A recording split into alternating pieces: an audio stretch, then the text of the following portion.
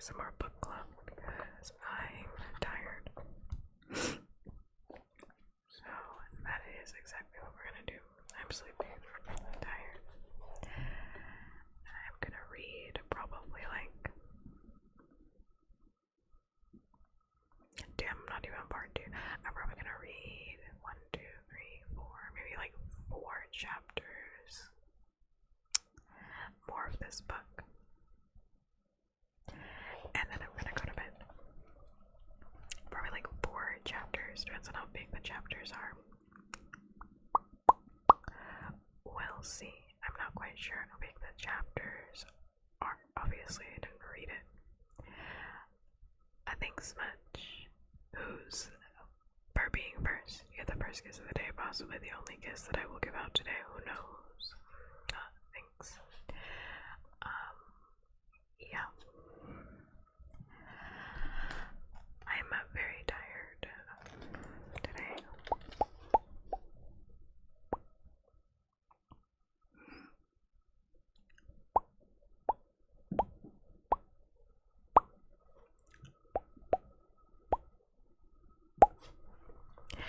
I'm very, very tired, but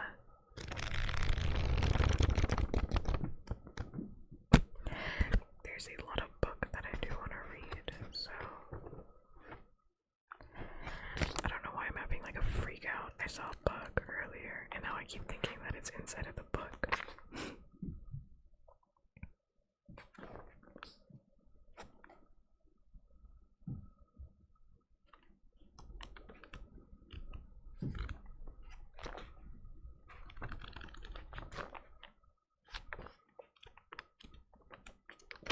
I keep thinking that it's inside of this book.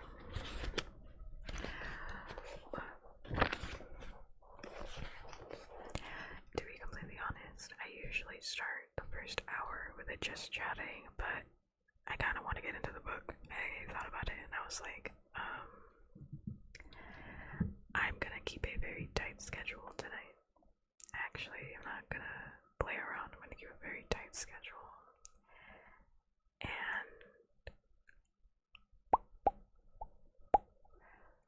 stream for like 2 hours at least. And then everything after that is like extra. So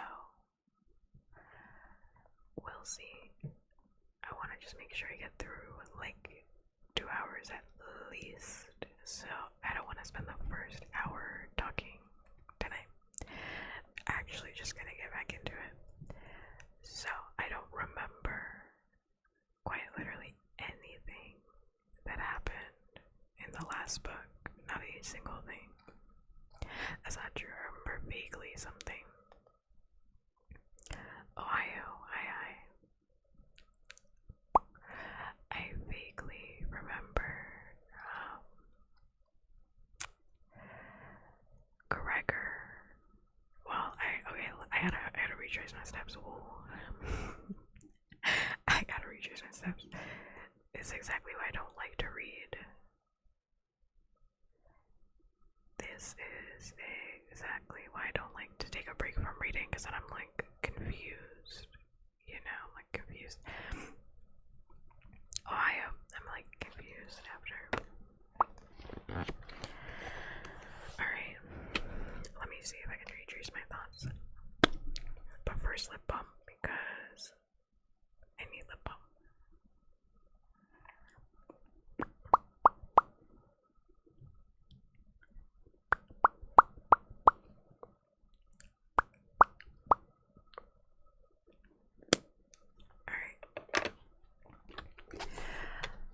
Alright, so last time we started Gregor the Overlander, written by Suzanne Collins, who also wrote The Hunger Games. I read 6 chapters. In those 6 chapters, Gregor and his sister, why am I blanking on her name? What is this little girl's name? Sister Boots. I was like, the name is so ridiculous. So I can't remember it. Boots. Gregor and Boots, who live in an apartment in New York City with their mom.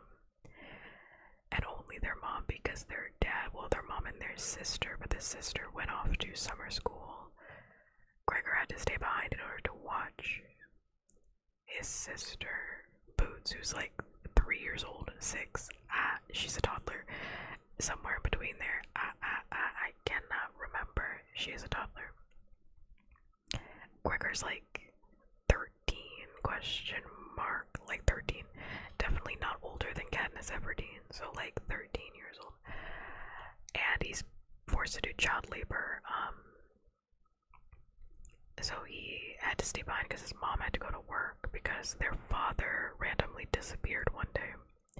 Why, we don't know yet. He just fell off the face of the earth. One day he was here and then one day he wasn't, and everybody's like, your dad left your mom.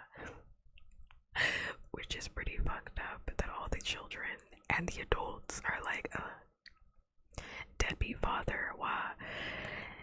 And Gregor's like, my dad loved my mom. I know, my dad would have never done that. I know, but I have to go along with it because it doesn't make any sense that he just dropped off the face of the earth.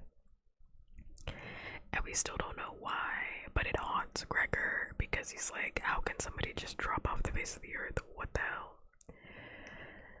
And he's mad as fuck at his dad because everyone makes fun of him because they said that his dad is a deadbeat and his mom is in turmoil because now she has to pick up all this slack that she didn't have to pick up before. And of course, having no dad sucks. So having no second parent sucks. Especially when you had them before. You had them at some point and then you didn't have them again. Absolutely terrible. So Gregor is very upset about this. And he also has to take off his summer to watch his little sister, like I said, because his mom has to go to work and nobody can watch them. So while he is at home, he decides that he's gonna do the laundry because, again, child labor is being enacted. He's doing the laundry with his little sister, and she's keeping her entertained with like a little ball. And distantly, while he's doing the laundry, he's thinking about, you know, the fact that his dad disappeared in thin air and he doesn't know how that's possible, and he's very depressed about it. And while he's doing the laundry in the laundry room, he doesn't hear his sister playing anymore, and he's like, that's weird. I should hear like a ball rolling around on the floor. And he sees his little sister playing with like a vent. Hashtag Among Us, playing with a vent. And he's like, get away from there, you're gonna hurt yourself. And she falls into the vent and she falls right in. Somehow this little child opens up this hatch in the floor and she falls right in, and he's like, oh brother, I gotta dive in after. I mean, it's just the basement. I mean, where could that have gone? So he dives in after his little sister, obviously, because he wasn't gonna leave her. And it's actually very deep. That hatch was actually quite deep because they're falling for like 45 minutes.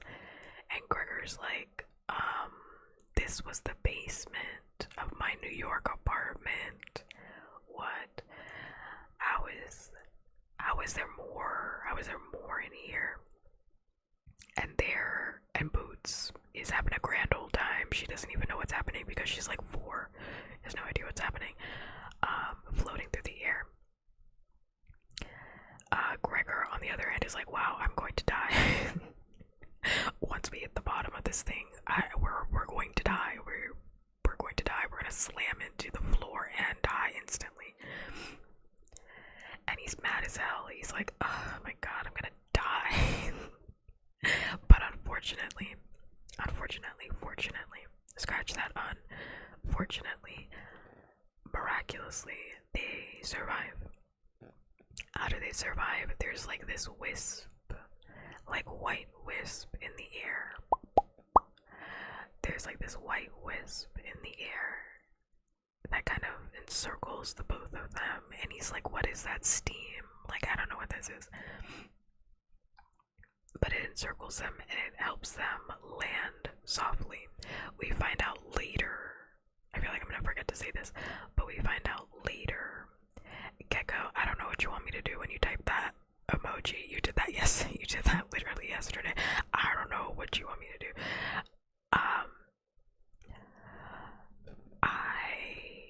So, what was I saying? So, we find out later through a different character we haven't found out about yet. But,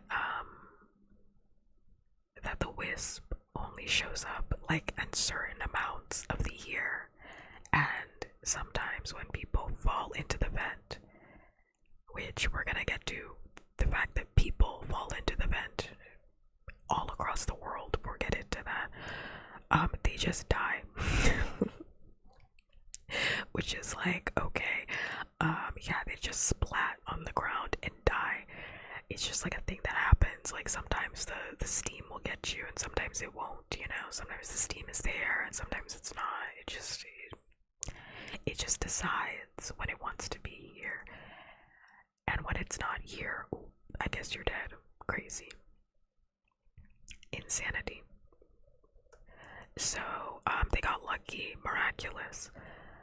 But not that lucky because Gregor and Boots are in this like underground like tunnel situation that's pitch fucking black, and Gregor is freaking out because he's like, what is this? Are we still in New York? Like did we fall down like some hidden shaft? Like what happened? And he's walking with Boots strapped to him because he's like, I gotta watch this child so she doesn't get us into more danger.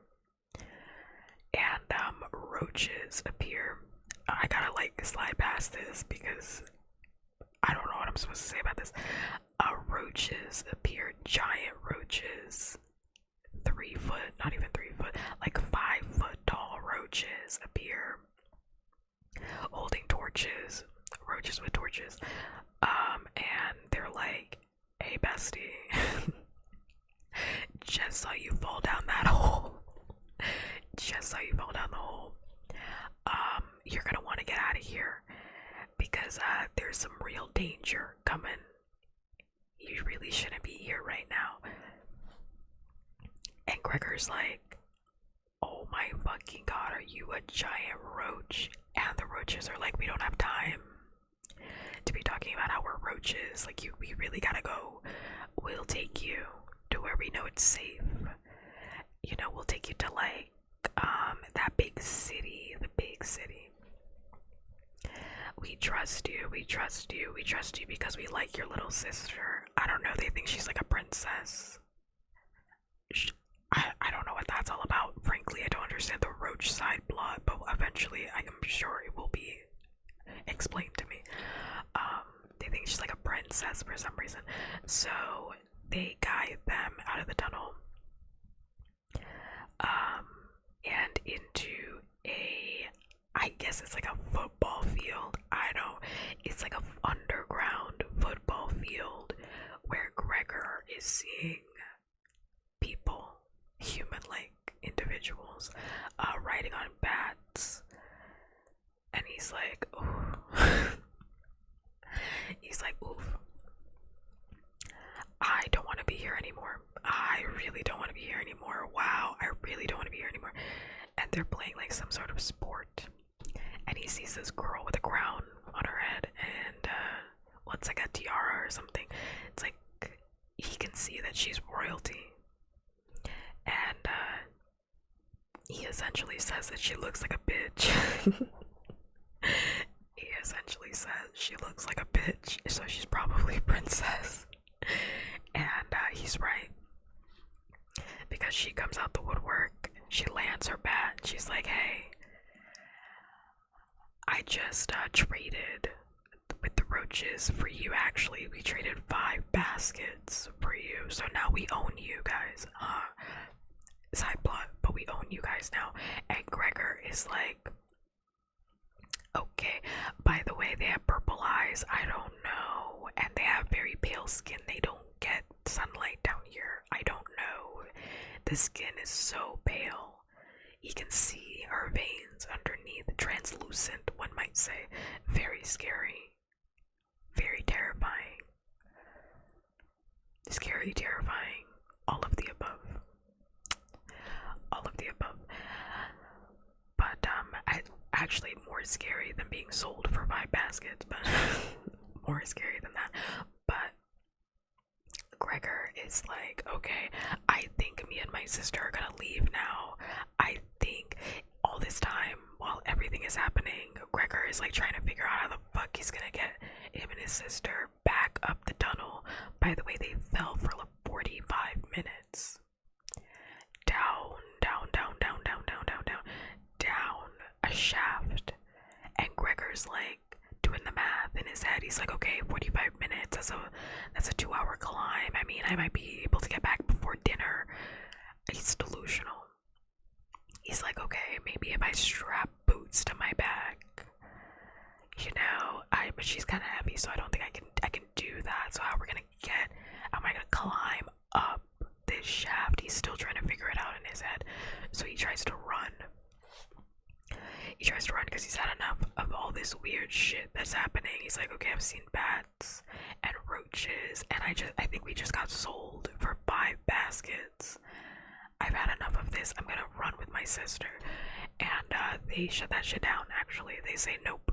They put the bats right in front of the entrance, and they say, nope, you're not going anywhere, actually. Oh, stay right here with us. And Gregor is like, fuck, I guess I'm here now. The hell? Guess I'm here now. Unfortunate. So he's like, okay, I guess I will have a conversation with this woman, who is like, I'm saying a woman, but she's like, I think around the same age as Gregor, which I also don't remember her name. I'll be honest with you, I don't remember her name. I really don't. I'm trying to think. And I do not remember her name. Let's see. Luxa, that's her name. Luxa. Who, right now, I don't have a good read on Luxa. I can't tell if she's like actually chill or she's just a dick. I can't tell. So we'll touch base on her later. And he has a conversation with Luxa that's basically like, hey, how do I get out of here? How do I get out of here? And she's like, definitely not the same way you came, first of all. Yeah, you're not leaving the same way you came. Second of all, you have to come with us because you're an overlander. And Gregor's like, I don't know what that is. What are you talking about? And Luxa introduces us to her assistant, bodyguard, I'm not actually quite sure what his role is with Luxa. He seems like an older advisor. He's like this very chill dude. He's very swag. Named Vicus. Oh my god, I always want to say Vicus. Very chill. Very demure, very mindful. Who basically, I don't know, Luxa kind of pawns us off. When I say us, I mean Gregor and Boots kind of pawns them off to Vicus because she doesn't want to deal with him. They have like a sassy back and forth that we don't need to get into because it's not important to the plot right now. And Vicus is like, oh yeah, you're an overlander. The overland, you know, like New York City. And Gregor's like, what the fuck? I guess, yeah. It's like, I guess. And at this point, they're on their way. They're past the football field. They were playing like a game of some sort. They're past the football field. And they're headed towards the city. The giant city. And, Vicus is like, yeah, so this is the underland. The overland is, where you're from. And Gregor's like, are we not in New York? Like, what are you talking about? And Vicus is like, let's not worry about that right now. So they didn't really explain that. Let's not worry about that right now. All you need to know is that we're the good guys. Because if we didn't buy you for 5 baskets, the roaches were gonna trade you to the rats. didn't want to go to the rats now, did you? And Gregor's like, who the fuck are the rats? And Vickers is like, hopefully you'll never know. Hopefully you'll never find out. Hopefully you'll never have to figure that out because you don't want to be over there. You don't want to be over there. It's real bad. I promise you, we're the bad guys. We're the bad guys. We're the good guys. Whoa. Whoa. Promise you, we're the good guys. And Gregor's like, okay, I don't really have a choice because you guys did buy me for 5 baskets. So, and also you guys aren't letting me leave. So I guess I will follow you guys. I guess I will follow you guys. And then he also insinuates that all of those people, the pale people with purple eyes and Vickers, are murderers because Gregor has no decorum. He's like, yeah, I mean, I guess you guys are like murderers or something. And Vickers gets very offended because he's not a murderer. So he's like, why would you say that? Why would you say that I'm a murderer? I've never killed anybody. What the hell? If we didn't go get you, you would have been dead like 5 minutes ago. What the fuck? And Gregor's like, my bad, sorry. I just thought the vibes here gave murder. My bad. My bad. So we're not off to a great start. So we're headed off to the city of Regalia, which is where these people kind of coexist with all of the other factions, but it's mostly these people. We're headed off to the city of Regalia. So that's not where we left. I'm trying to like speed run my recap. So the city of Regalia, beautiful, fantastic, 5 stars. It's 10 out of 10. It's better than New York City as described by Gregor. He's like, wow, you know, I've lived in New York my whole life. Never lived anywhere else. New York is beautiful. Regalia. It kind of eats fantastic. Fantastic. Absolutely fantastic. And he gives Vickers, who's kind of leading us because Luke's kind of fucked up. Vickers is kind of giving us some like exposition that there are 5 entryways into the Underland. 2 of them are from the Deadland. 2 of them are from the Waterway. And then 1 of them is in New York City. But I don't know more about that. That's just what he says. And he's like, well, you didn't come in here wet. And you're not dead. So I figured New York City is where you are from. I figured that's where it was. That's it.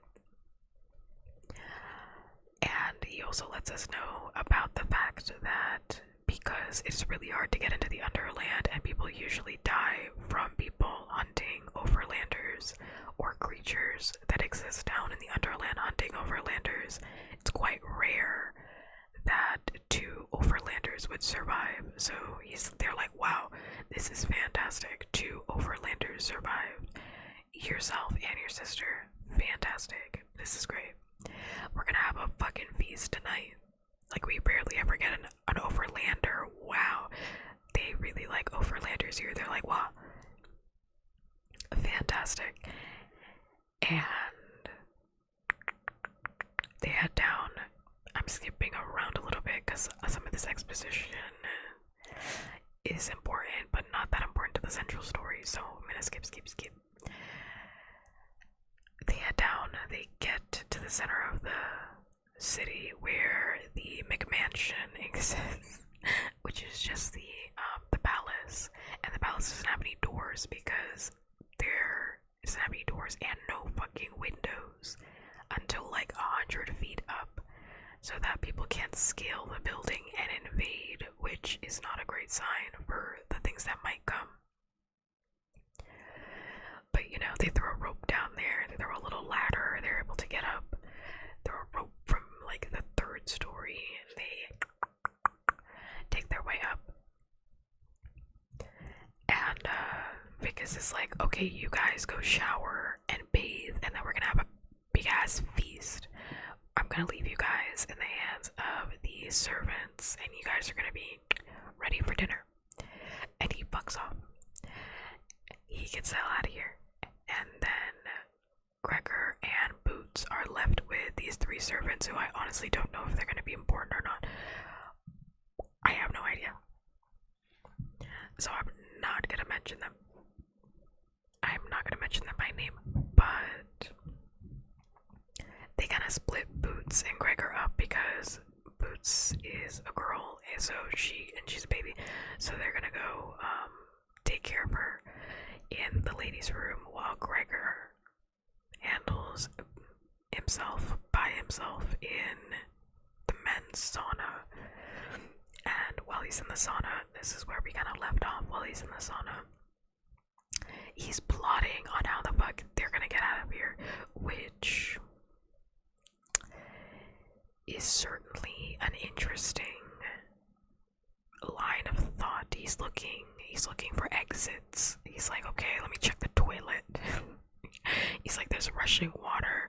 Okay, the fact that there's rushing water means that they're getting the water from somewhere. And if I just follow the water, I'll be able to follow it out of this place and get back to New York City. Which is child logic, and it doesn't make any... I understand what he's saying, but it also doesn't make any fucking sense because the water could literally be coming from anywhere. He's like, yes, it clearly leads up to New York City, and it's like, well, how do you know? How do you know? But that's where we kind of left off. And now we're in chapter 6. Alright.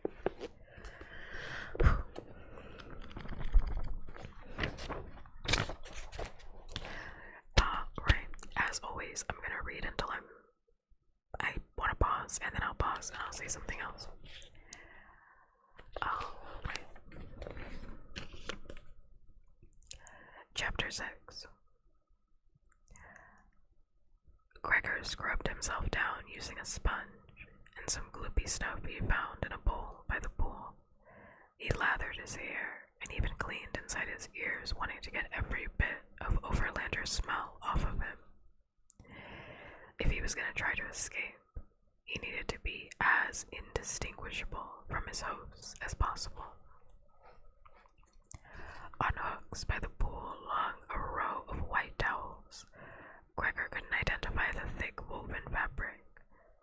Sure, not cotton, he muttered, but the towel was soft and absorbed water much better than the thin, worn ones they used at home.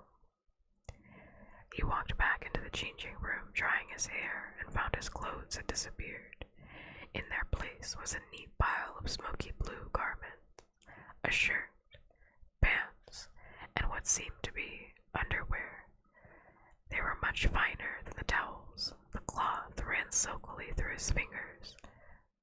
What is this stuff? He wondered, slipping into the shirt. He slid his feet into a pair of braided straw sandals and padded out of the changing room. Emerith and Peridot. That's not how you say that name. Perdita. What? Perdita. That is how you say that. Perdita. Merith and Perdita were waiting. So, what happened to my clothes? Asked Gregor. They have been burned, said Merith apprehensively. Gregor sensed Merith was afraid he'd be mad. It is most dangerous to keep them, said Perdita, by way of explanation. The ash carries no scent. Gregor shrugged to show he didn't care. That's cool, he said. These fit me fine. Merith and Perdita looked great. I do not remember this person's name being Perdita. I don't know why it's like getting me. Looked grateful. After a few days of our food, you will be without much odor too, said Perdita encouragingly. That'll be nice, said Gregor dryly. These Underlanders were sure obsessed with his smell. Dulcet emerged from the left side of the bathroom carrying a squeaky clean boots. She had on a soft rose-colored shirt and a clean diaper made from the same material as Gregor's bath towel. She extended her leg and pointed proudly to the new sandal on her foot. "Sanda," she said to Gregor. He stuck his foot to show her his shoes. "Me too," he said. He assumed they'd burned Boots'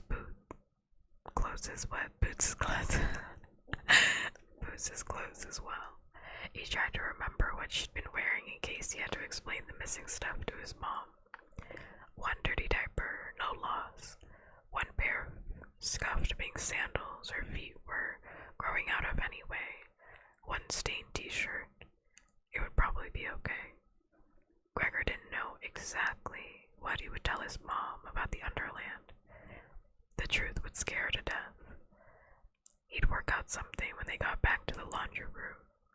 But the sooner that happened, the simpler the story could be. Boots reached out her arms and Gregor took her, pressing his nose into her damp curls. She smelled fresh and a bit like the ocean. "She is well grown," said Dulcet. "Your arms must be tired." She went back into the changing room and came out with some kind of bag. It fitted on his back with straps and Boots could ride in it looking over his shoulder. He had seen people carrying kids in specially designed backpacks, but his family didn't have the money for that sort of stuff. "Thanks," he said casually, but secretly elated. It would be a lot easier to escape with Boots in a backpack than in his arms. I truly do not understand this escape situation. I quite literally do not get it. Because, why does he want to escape so bad? I understand it's scary because he just saw giant roaches, but to be completely honest, they haven't done anything to him.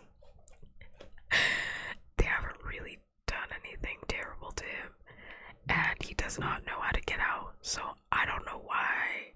I'm this must be 12-year-old, 13-year-old brain, because I don't know why he wants to escape so bad. That it doesn't make any sense.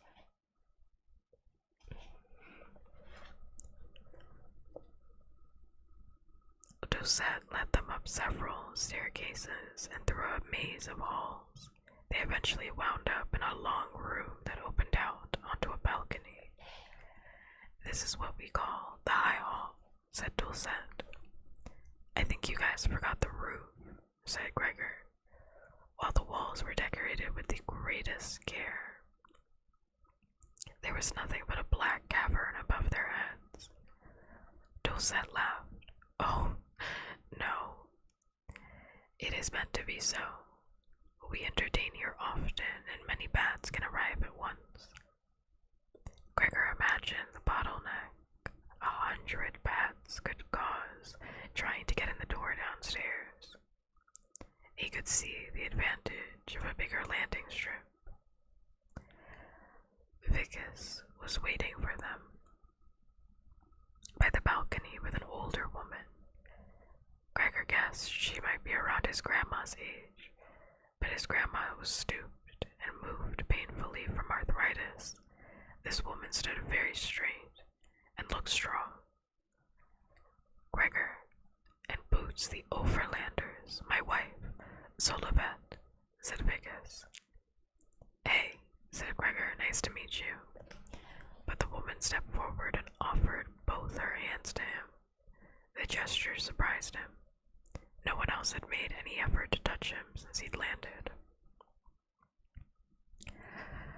"Welcome, Gregor. Welcome, Boots," she said in a low, warm voice. "It is an honor to have you among us."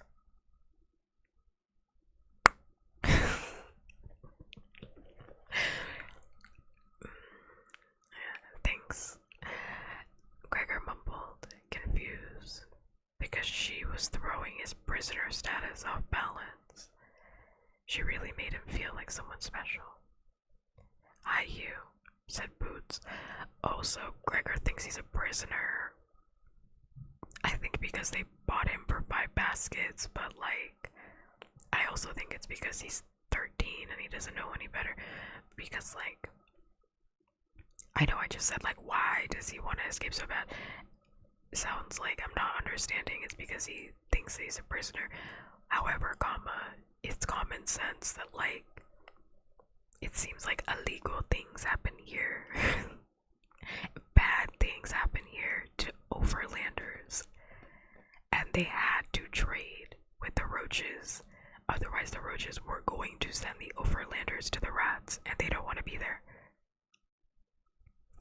So, yes, it's like a joke. However, it's like a joke that, like, they bought them. However, it's like, again, I don't think they're doing anything dastardly. Which is why I'm still confused about his escape plan. I think it's a terrible idea.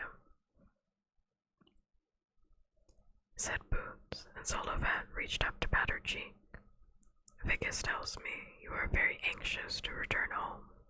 It pains me that we cannot aid you immediately, but to seek the service tonight would be impossible, she said. The underland buzzes with the news of your arrival. I guess everyone wants to look at us, like we're freaks or something. Well, they'd better look fast, thought Gregor. But he said, then I'll get to see some stuff down here. Vickers waved him over to the low wall that ringed the balcony. Come, there is much to view, he said. Gregor joined Vickers at the wall, and he felt his stomach lurch. He involuntarily took a few steps backward. The balcony, it seemed, hung out over the side of the palace. Only the floor separated him from the dizzying drop. Do not fear. It is well built, said Vickers. Gregor nodded, but didn't move forward again. If the thing started collapsing, he wanted to be able to make it back to High Hall. I can see fine from here, he said, and he could. Regalia was more impressive from above. One on the ground. He couldn't see that the streets, which were paved in various shades of stone, were laid out in a complex geometric pattern so that the city looked like a giant mosaic. He also hadn't realized how big the place was. It extended out several miles in each direction. How many people live down here? Asked Gregor. We number 3,000 or so, said Vickers. More if the harvest reaps well. 3,000. Gregor tried to get a mental picture of how many people that would be. His school had about 600 kids in it, so 5 times that. So, what are you guys doing down here anyway? Asked Gregor. Vickers laughed. We are amazed that it has taken you so long to ask. Well, it is a marvelous tale, said Vickers, taking a deep breath to begin it. Once, many years ago, there lived... Vickers, interrupted Sullivan. Perhaps the tale would go well with supper.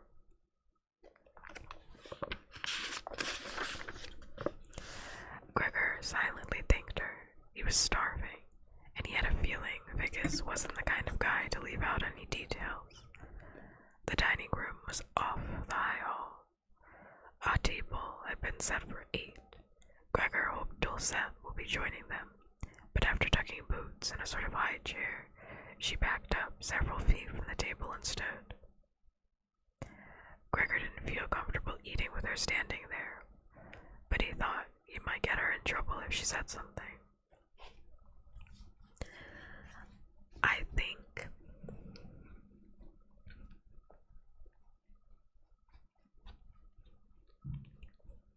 I'm trying to formulate my thoughts. I think this is a very interesting book to read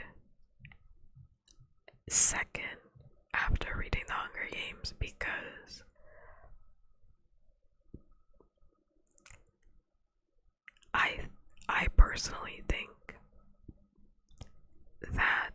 Suzanne is much better at writing characters that are already aware of the world that they live in. Does that make sense? Like, it feels like she is fighting in this story against herself. Like, I'm noticing a lot, and maybe it's just me because I'm reflecting on her writing style in the Hunger Games versus this book.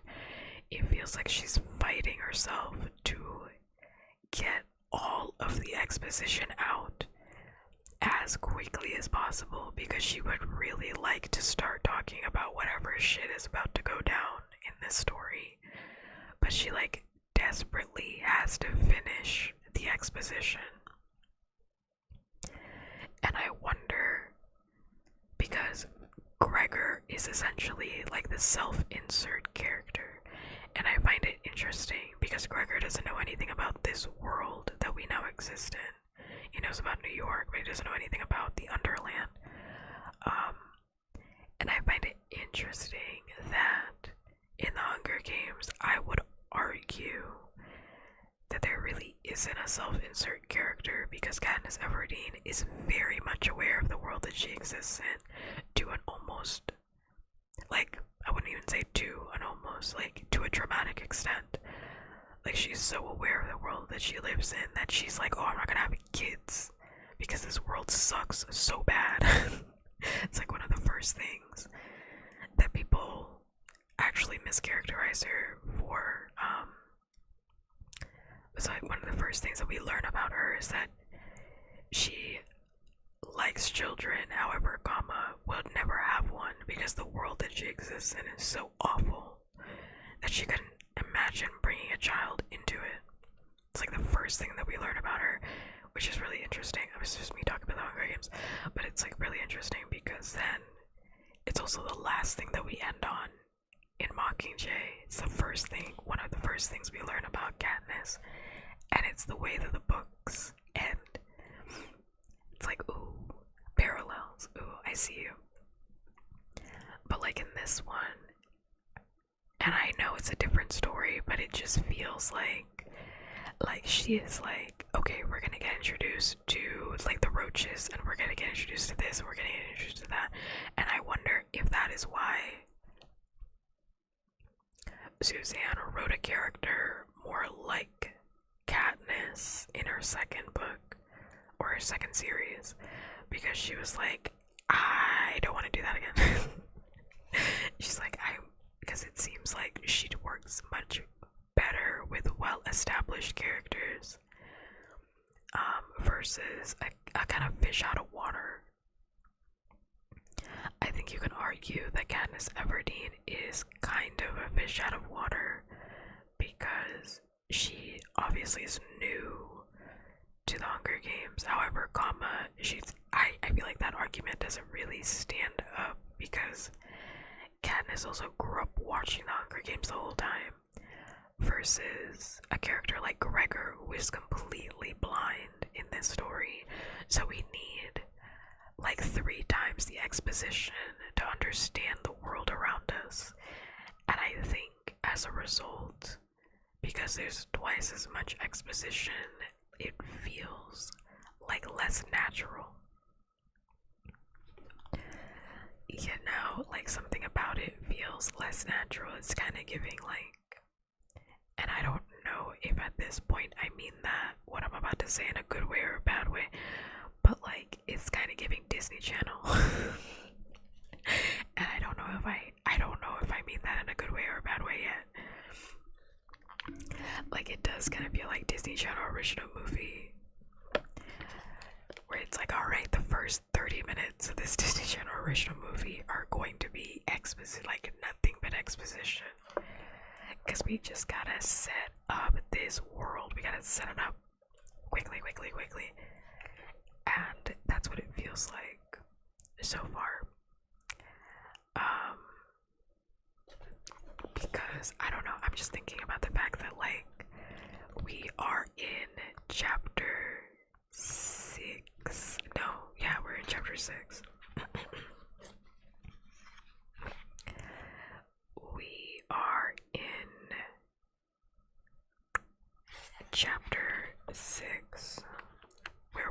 chapter 6 in the Hunger Games. It's hard not to compare this series to the Hunger Games because this is what she wrote directly after, so hard not to. In chapter 6 of the Hunger Games, we were already at the training center. Like, chapter 6 of the Hunger Games, like, we were already at the training center. Katniss had been reaped. Like, the plot was plotting. And in this one, like, we're in chapter 6. What page are we on right now? What page are we on right now? We're in, like, chapter 6. And it feels like I'm still, like we're still, like, getting to it. You know, like, it's a much slower burn, and I think it's honestly to its detriment.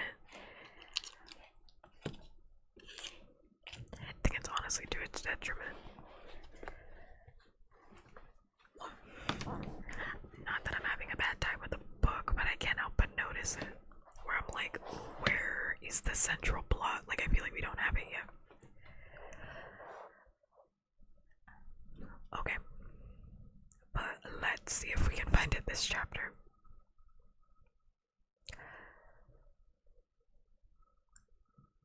Gregor didn't feel comfortable eating with her standing there, but he thought he might get in trouble if he said something. Neither Vicus nor Solvet took a chair, so Gregor decided to wait too. Soon, Luxa swept into the room in a dress that was a lot fancier than the clothes she'd worn in the stadium. Her hair was loose and fell like a shiny silver sheet to her waist. She was with a guy who Gregor guessed was about 16. He was laughing at something she'd just said. Gregor recognized him from the stadium. It was the rider who'd felt cocky enough to lie down on his bat as they swirled around his head. Another show-off, thought Gregor. But the guy gave him such a friendly look that Gregor decided not to jump to conclusions. Luxa was annoying, but most of the other Underlanders were okay. My cousin Henry, said Luxa shortly, and Gregor wanted to laugh. Here, among all these strange names, was a Henry. Henry gave Gregor a low bow and came up grinning. Welcome, Overlander, he said. Then he grabbed Gregor's arm and spoke in his ear in a dramatically hushed voice. Beware the fish, for Luxa plans to poison you directly. Vicus and Solvet laughed, and even Dulcet smiled. It was a joke. These people actually had a sense of humor. Beware your fish, Henry, returned Luxa. I gave orders to poison scoundrels, forgetting you would be dining as well. Henry winked at Gregor. Switch plates with the bats, he whispered. And at that moment, 2 bats swooped into the room from the high hall. Gregor recognized the golden bat Luxa had been riding earlier. A large gray bat fluttered into the chair near Vicus, and everyone else took a seat. Gregor the Overlander, meet you, Aurora, and Eurydice. They are bonded to Luxa and myself, said Vicus, extending a flexed hand to the gray bat on his right. Eurydice brushed the hand with his wing. Luxa and her golden bat, Aurora, performed the same exchange. Gregor had thought the bats were like horses, but now he could see they were equals. Did they talk? Greetings, Overlander, said Eurydice in a soft, purring voice. Yeah, they talked. Gregor began to wonder if his fish dinner would want to chat as he sliced into it. I have another thing to say, but I'm gonna touch on it at the end of this chapter. I have another thing to say, but I'll touch on it in a minute. Nice to meet you, said Gregor politely. What does that mean, that you're bonded to each other? Soon after we arrived in the Underland, we humans formed a special alliance with the bats, said Solivet.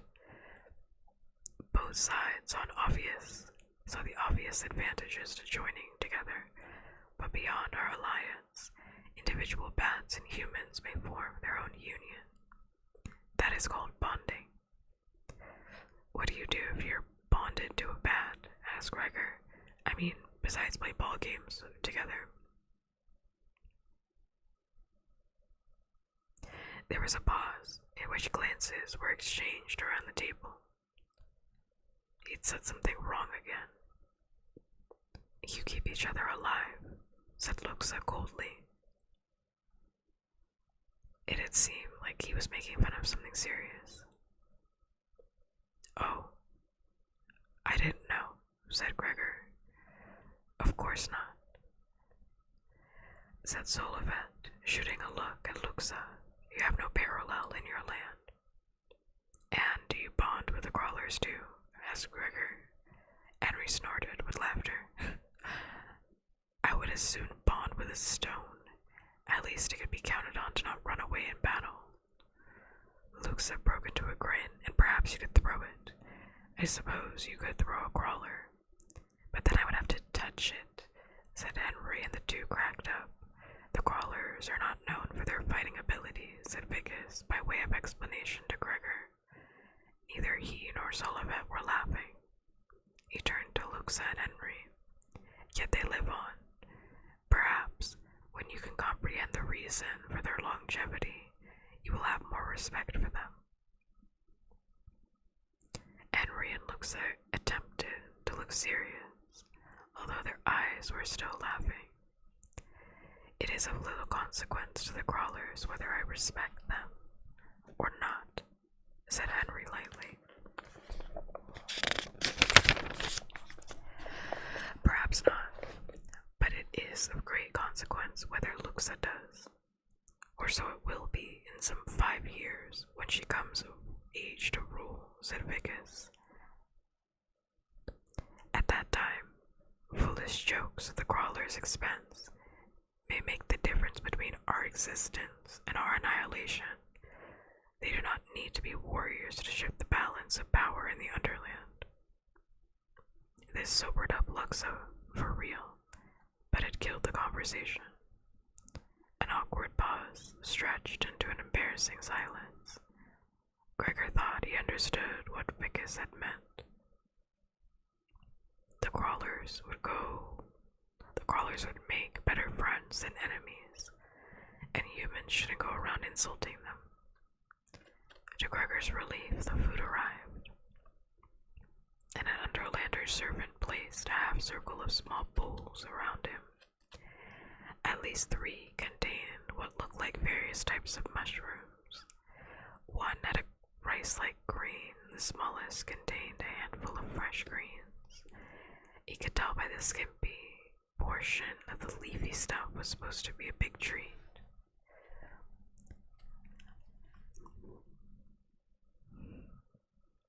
A platter with a whole grilled fish was set in front of him. The fish resembled the ones Gregor was used to, except it had no eyes. He and his dad had once watched a show on TV about a fish that lived way down deep in some cave and didn't have eyes either. The weird thing was that when the scientists brought some up to study in the lab, the fish had sensed the light and had grown eyes. Not right away, but in a few generations. His dad had gotten very excited over the show and had taken Gregor to the American Museum of Natural History to look for eyeless fish. They had ended up at the museum a lot, just the 2 of them. His dad was crazy about science, and it seemed as if he wanted to pour everything in his brain right into Gregor's head. It was a little dangerous, because even a simple question could bring on a half-hour explanation. His grandma had always said, "Ask your daddy the time and he tells you how to make a clock."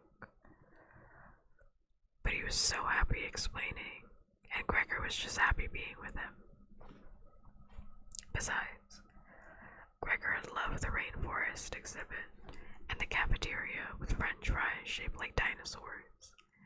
They had never really figured out how the fish had known to grow eyes.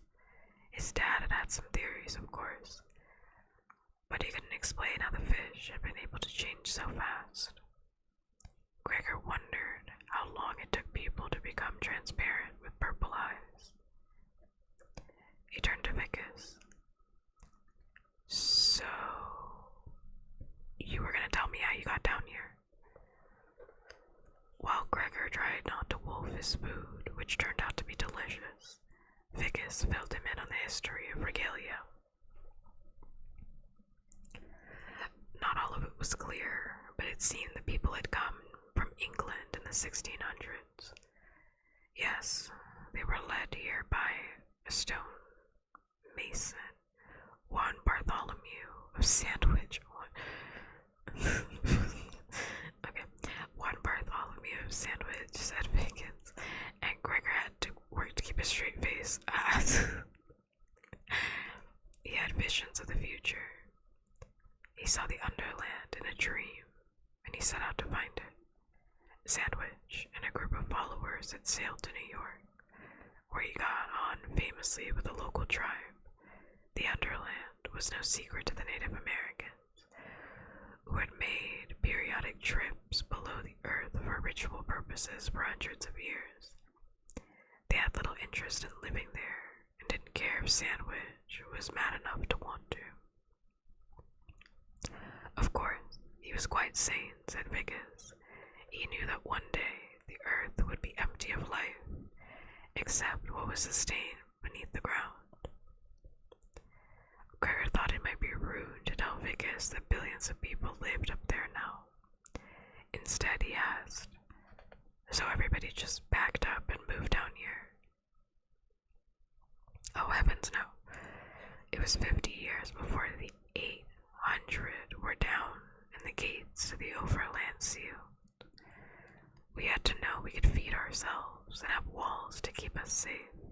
Rome was not built in a day. Vicus laughed.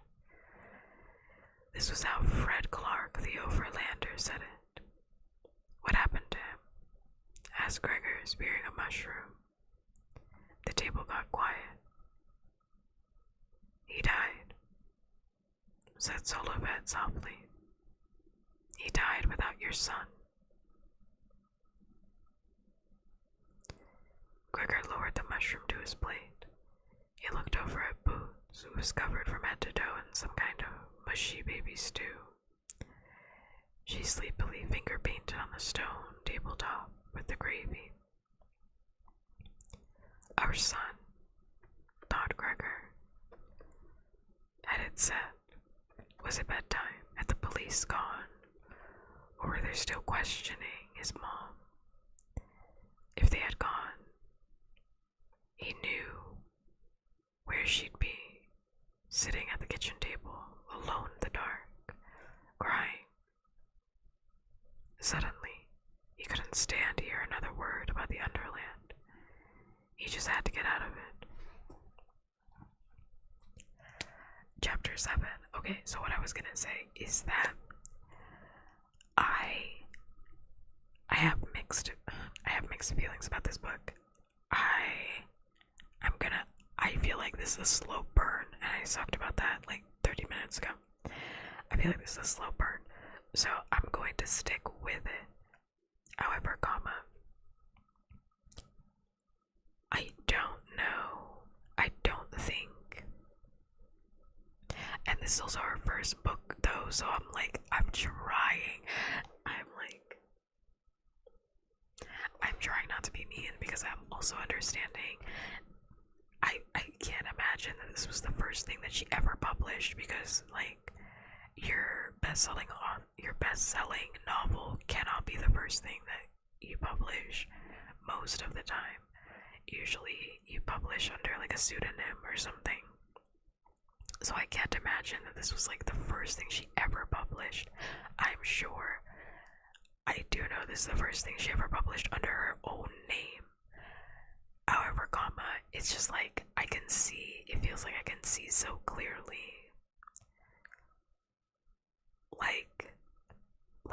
mysteries that she's setting up.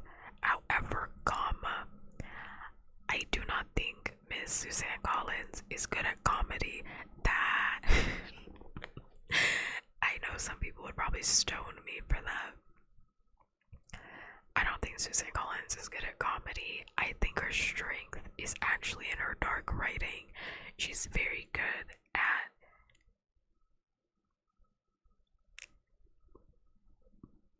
writing dark stories in a, I don't even want to say comedic way because that's not it, but like in a tasteful way.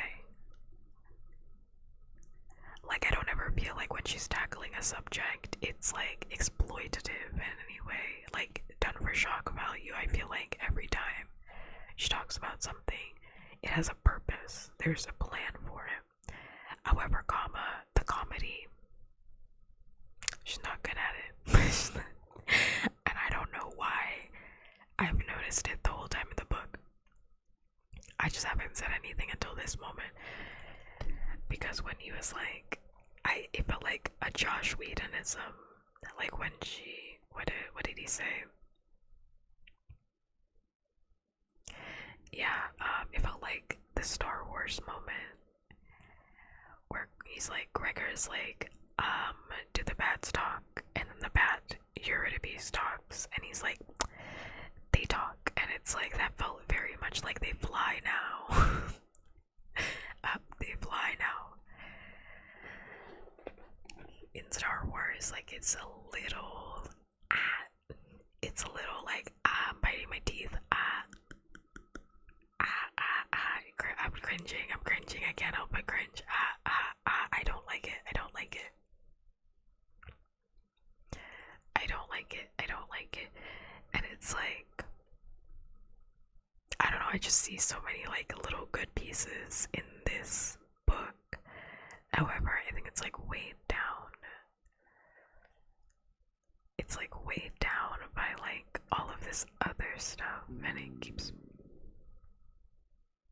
keeps throwing me off. My tummy made a sound. It keeps throwing me off because I get really into a certain part, and then I'm just like, oh. I keep getting like jump scared. I'm like, oh. I'm like, oh, the next part. Oh my god. I'm trying to be very nice because I do know there's like 6 books in this series, so I feel like she will find her footing. But it's just so crazy that like it's actually quite insane to read this book after only ever reading The Hunger Games, because I'm like, I would have thought that woman was like peak. Oh my god, this scared me. Thank you so much for the follow. I'm gonna add a little heart in your honor. Also, thank you for saying that. That's very nice. I just wanted to finish my thoughts, but thank you. I'm gonna add the heart right now. But like The Hunger Games, I just feel like it's such a tightly written book. I mean, I just mentioned like 30 minutes ago that by chapter 7 of The Hunger Games, we are already in the training arc. Like, Katniss has been reaped. Like, we know everything about Katniss Everdeen at that point. Like, we got it. We understand her backstory. And she's been, like, the inciting incident had already happened by chapter 7. And, like, the majority of the book is just, like, build up for the climax. Like, the majority of the book is, like, all build up. The inciting incident probably happens in, like, let me actually go check because I have The Hunger Games, like, next to me right now. The inciting incident, I think, happens in chapter...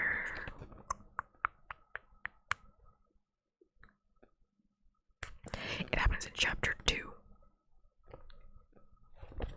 It happens in chapter 2. Yes, I did say The Hunger Games. Those are the words that I just said. Correct.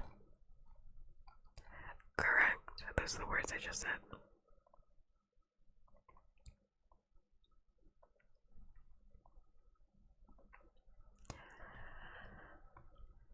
By chapter 2, which I'm not expecting, because I do understand that there's a different type of setup here.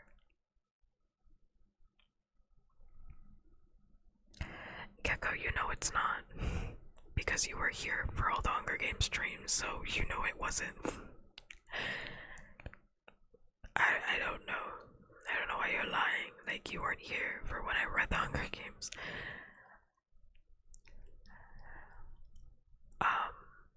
It's just like, but it feels like it's so tightly written in comparison to this book that feels like I keep wanting to sink my teeth in, and I can't for some reason. And I don't know if it's like the humor that's kind of getting me. It's like the humor or the lack of, I guess, the inciting incident in this book would be the fact that he fell down the shaft with his sister. Like, they fell into the Underland. Because that's what kickstarts everything. But I don't know if I would say that. Like, I know narratively that's probably the answer. However, it feels like we need another one. I feel like it's not enough. I feel like that, him falling down, is like not enough. Like, I don't know, something doesn't feel like the inciting incident doesn't feel inciting enough. And I don't know if it's supposed to be like Alice in Wonderland-esque or not. It's giving Alice in Wonderland. I feel very like confused about this book. I feel like Suzanne was confused when she was writing it, and I'm picking up the confusion. Also, my whole area is like wet for some reason. Wow. Okay, chapter 7. And I don't even know if that's true. I'm just saying that I feel confused. I feel confused reading this book. It feels, I don't know what it is. I'm like, is it too many characters all at once? It's definitely the exposition. For sure, it's definitely the exposition. Like, we don't even have all of it. We don't even have all of it. Maybe that's why. It's like too many questions, not enough answers, and we're at chapter 7. I forgot we started in chapter 6. I just read chapter 6. This is chapter 7. It's like too many questions, not enough answers, and the protagonist doesn't give a fuck. I guess we have a dual protagonist. Well, we don't really have two protagonists because Boots is like a child. So I mean, they're both children, but like Boots is like a toddler. So I don't think her opinion counts. I'm sorry, toddler's rights don't matter because she can't even change herself, so she's like 2 years old. But like, Gregor is like very disinterested in, I guess, like, what other story has there been? I think maybe that's it. I'm trying to figure out what is frustrating about this book before I continue reading, because I don't want to be frustrated reading the book because I actually do want to finish the book. So I'm trying to like articulate my thoughts.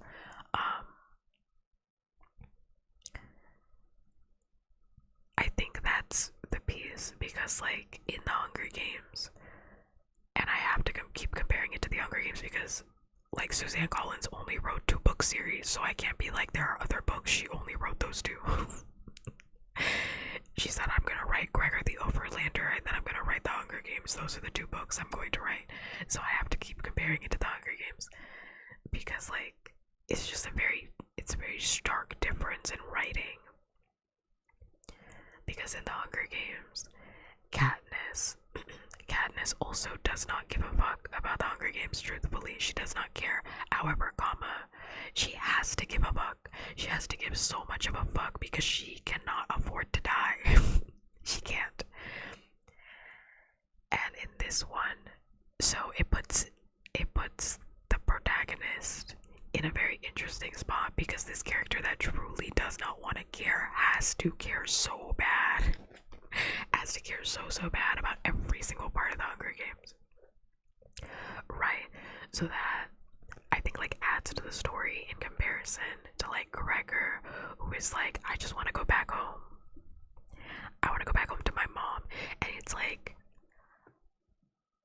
I don't know why it's not clicking for him yet. That, like, motherfucker, you're not going home. There is no Easter Bunny. There is no. I'm thinking of Megamind. There is no Easter Bunny. There is no Queen of England. You are not going home. Like, what part of this situation makes him think that he's gonna go home? And I'm not even saying, like, he's never gonna go home, but, like, why does he have to go home, like, today? Like, when she just told him, Solfed just told him, you are not going home today. Like, why is he's like, oh, I have to go home, like, tomorrow, tonight. And it's like, sir, did we not just tell you about the rats? The fact that these people have to make up an alliance with bats. B-A-T-S, bats. B-A-T-A, bats. Giant bats. So that they can survive in the underground. And he's talking about, oh, I'm just gonna walk my ass out. Like, maybe it's a lack of awareness. Maybe it's also the lack of awareness with Gregor, and it's like Gregor's 13, so I'm trying not to beat his ass too bad. But also, it's like I would like some awareness. I think I would like some awareness from Gregor. I think I would. It's like, sir, these are grown adults that can't even traverse the underlands alone. And he's like, yeah, I'm just gonna follow the stream. And then we're just gonna go home to my mom. It's like, I don't know. Something here is like, it's something about this writing is getting me. Something about it. I'm gonna fix how I'm sitting in my chair because I feel like I'm going to die right now.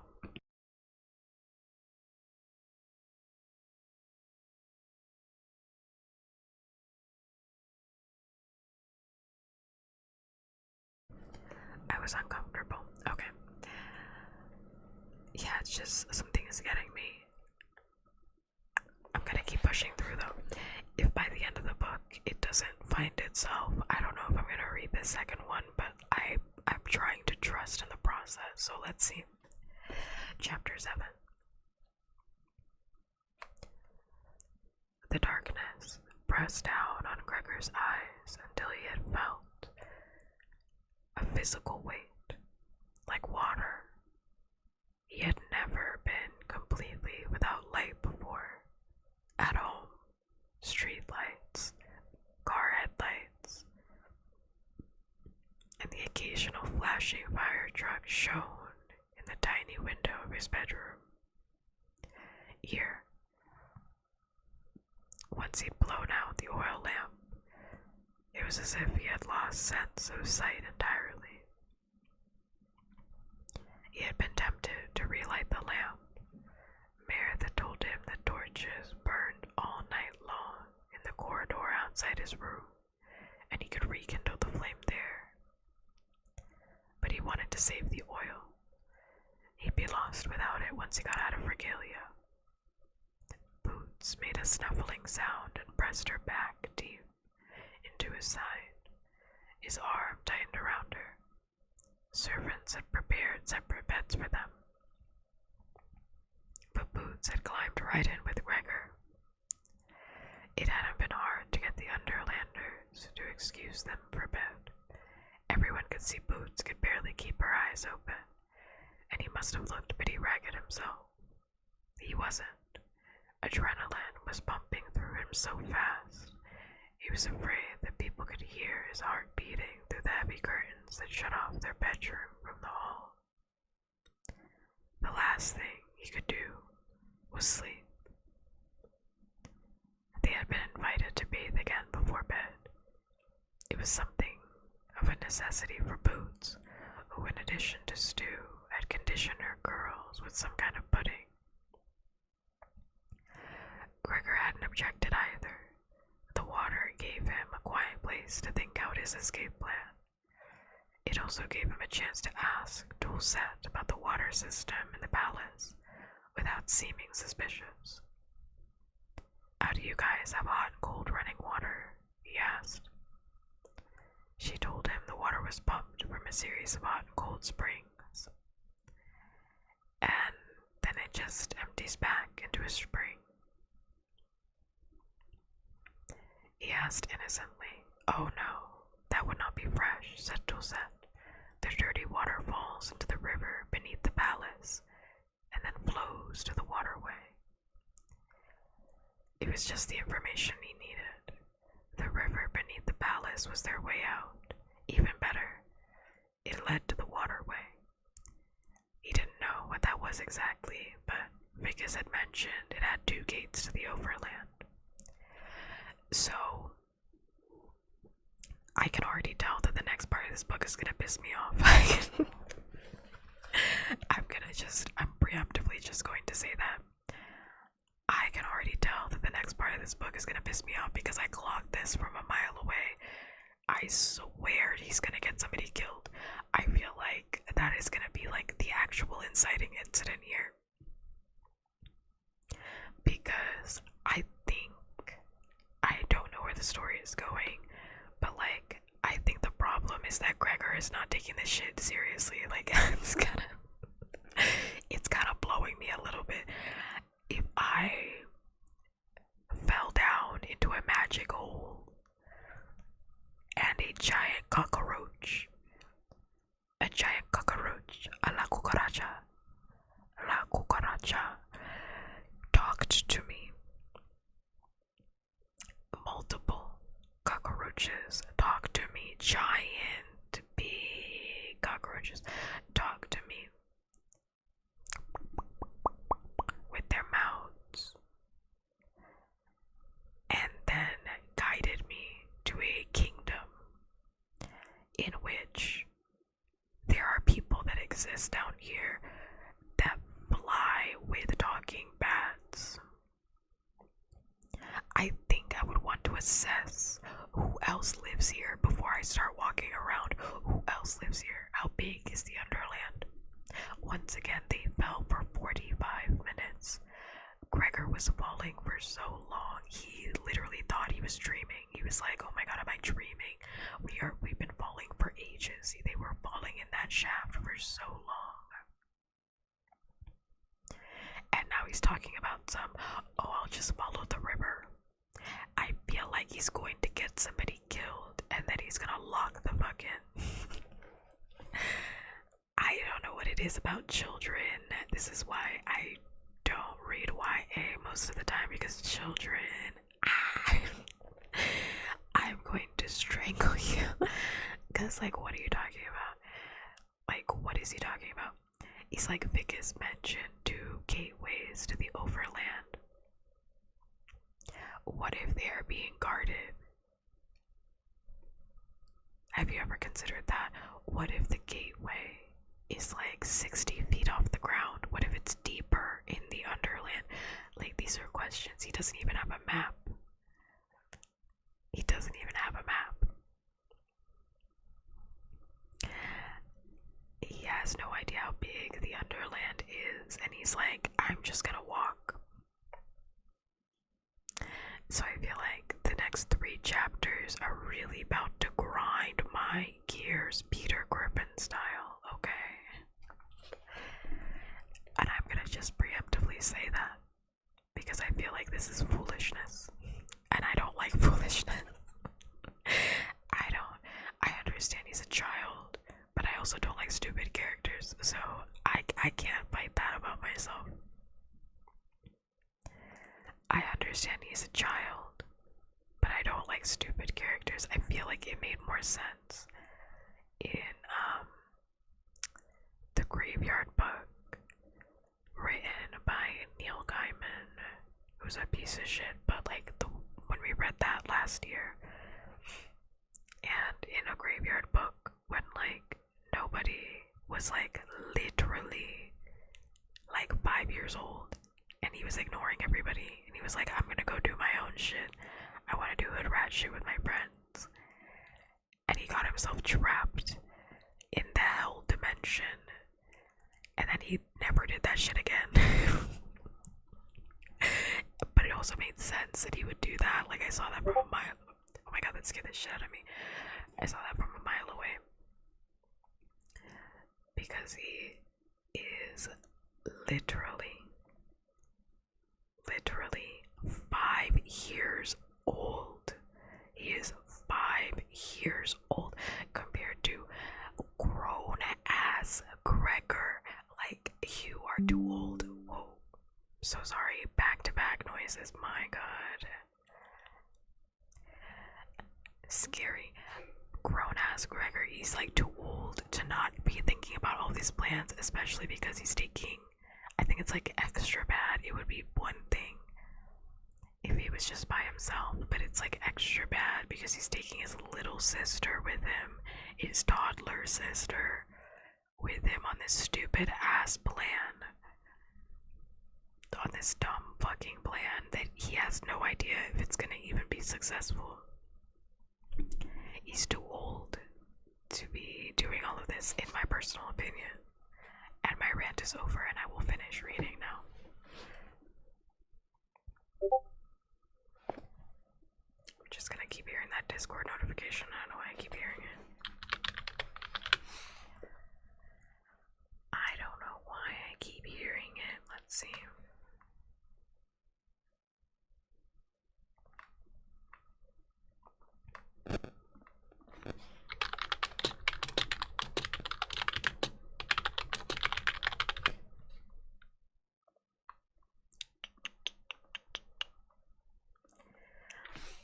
I swear I have it turned off, all sound effects, and I still hear that fuck ass notification all the time. Every single time. Let's see. Whoa, whoa, whoa.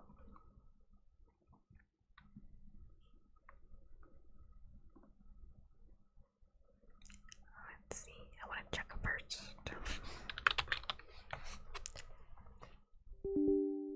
Oh my god, yeah.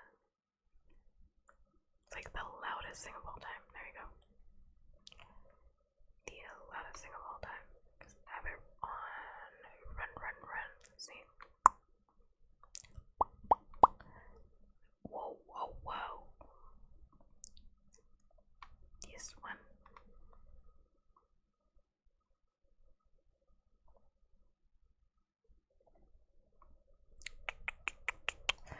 I'm gonna go back to reading, but I want to make sure.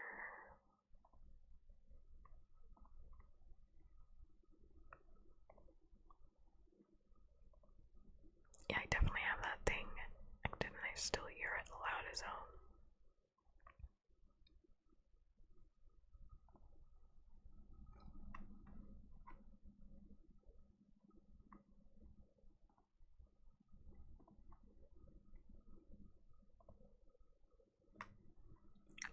Okay, well, anyway, so let's get back to reading. Okay.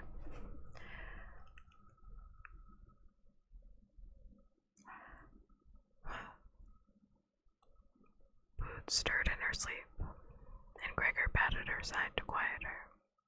She had not seemed to miss home until bedtime, but she looked worried when he told her it was time to go to sleep. "Mama," she asked, "Lizzie." Was it only that morning that Lizzie had ridden off to camp on the bus? It seemed like 1,000 years ago. Even though she was exhausted, he had a hard time getting her to sleep. Now he could tell by how restless she was that she was having vivid dreams, probably full of giant cockroaches and bats, he thought.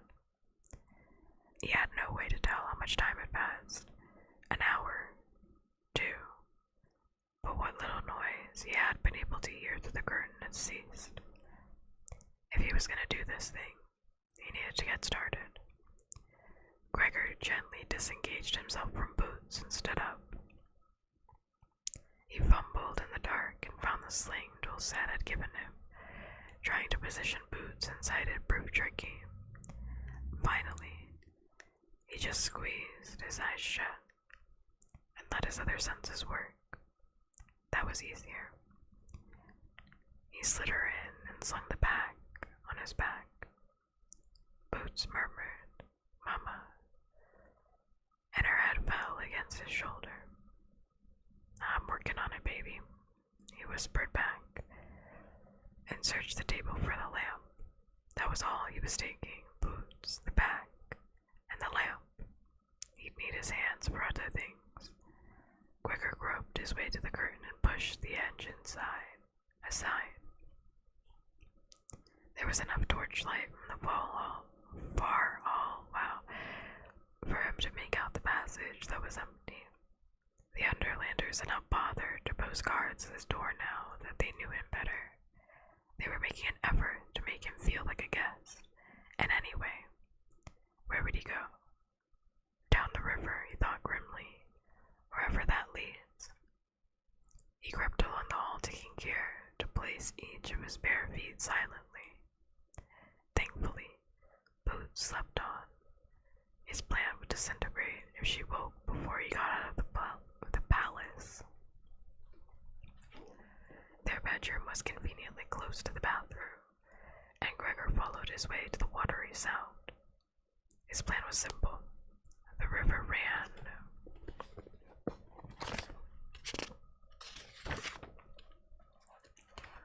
under the palace. If he could make his way to the ground floor without losing the sound of water, he should find the place it drained into the river. If the plan was simple, its execution was not. It took Gregor several hours to weave his way through the palace.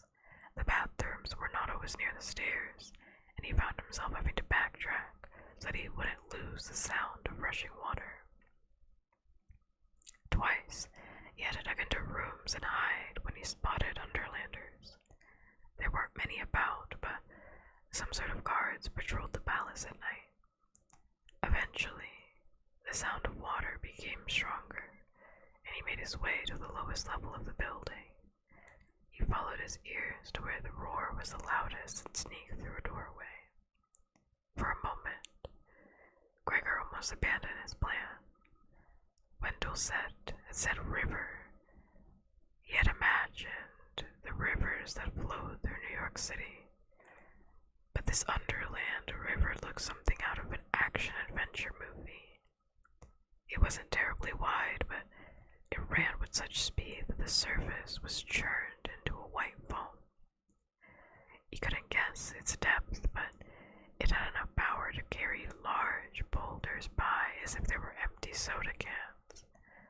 No wonder the Underlanders didn't bother to post a guard on the dock. The river was more dangerous than any army they could assemble. "But you must be able to travel on it. They have boats," thought Gregor, noticing half a dozen crafts tied up above the rushing current. They were made out of some kind of skin stretched over a frame. They reminded him of the canoes at camp. Camp? Why wouldn't he just be at camp like a normal kid?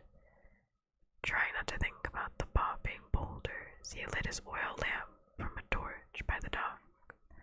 On reflection, he took the torch as well. Where he was going, light would be as important as air. He blew out the oil lamp to save fuel. He carefully climbed into one of the boats and checked it out. The torch slid into a holder clearly designed for it. How do you get this thing down the water? He wondered. 2 ropes held it aloft. They were attached to a metal wheel that was affixed to a dock. Well, here goes nothing, Gregor said, and gave the wheel a yank. He gave a loud creak, and the boat fell straight into the river, knocking Gregor on his rear end. The current swept up the boat like it was a dry leaf. Gregor grasped the sides and hung on as they shot into the darkness. Hearing voices, he managed to look back at the dock for a moment. 2 Underlanders were screaming something after him.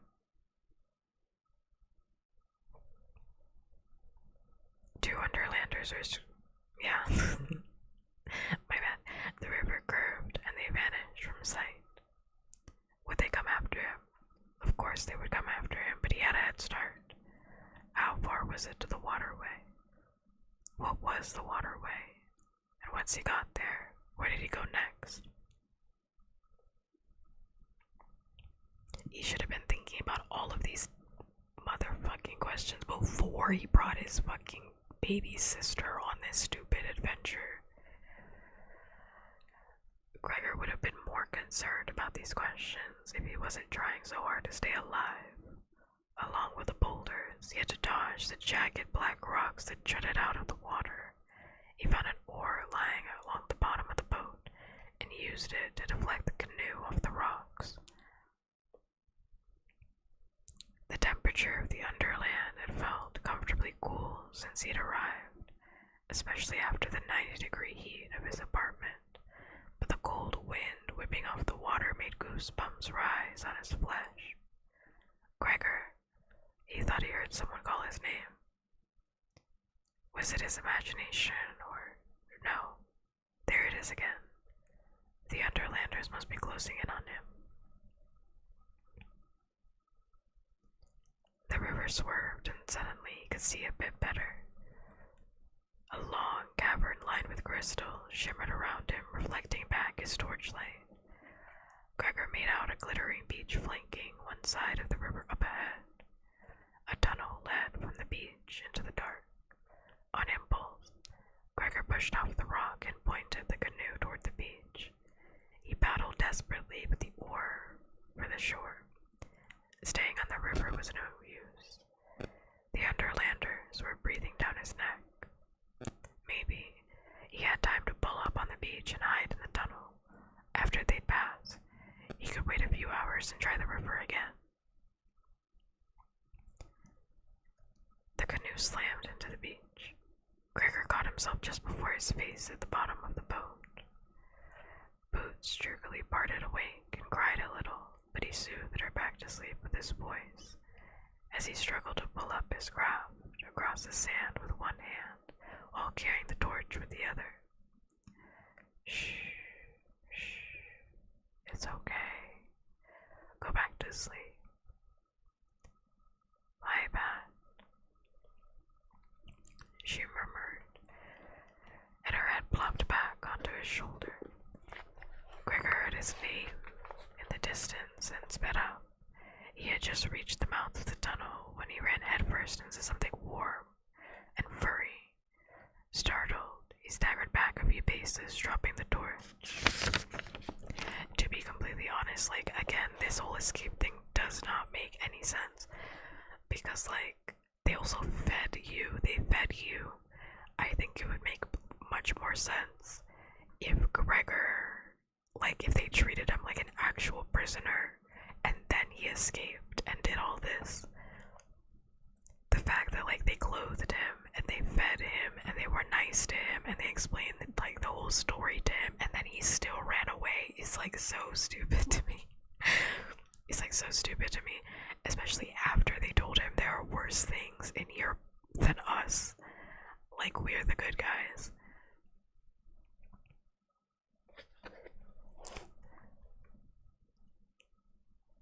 The something stepped out into the dim light. Gregor's knees turned to jelly, and he sunk slowly to the sand. The face of a monstrous rat broke into a smile.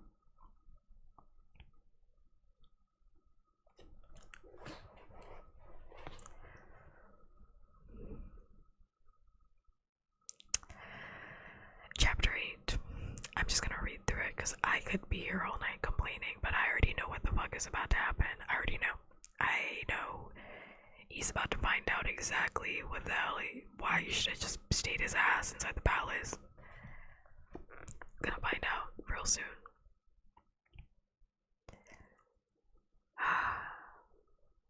Here you are at last, said the rat idly.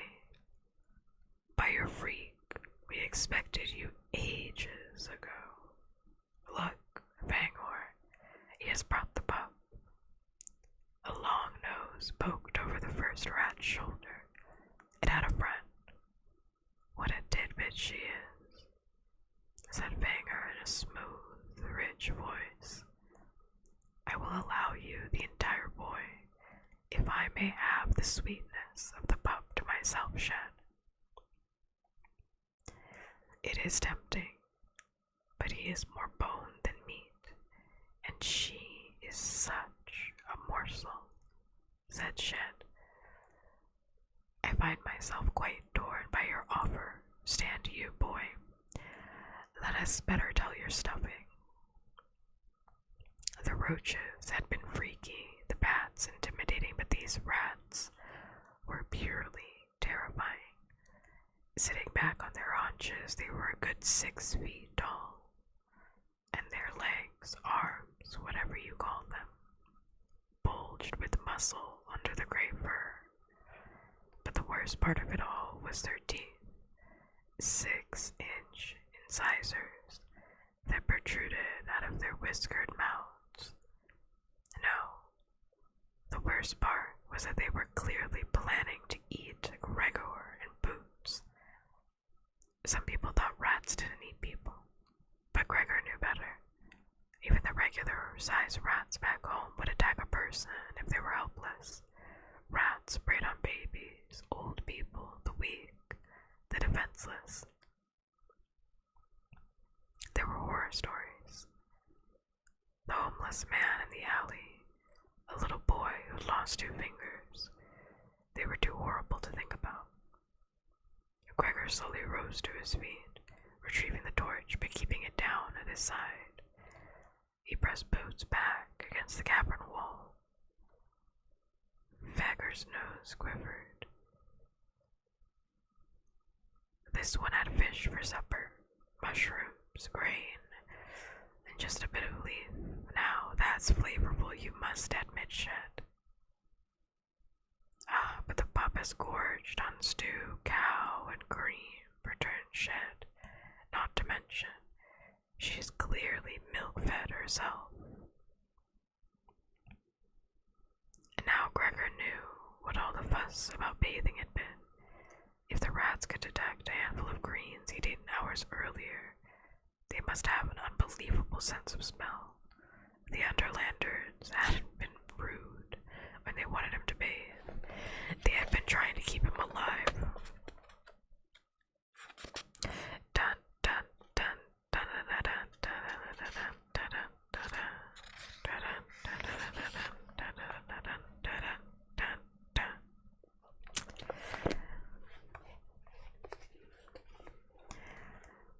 He went from attempting to evade them to wishing desperately that they'd find him.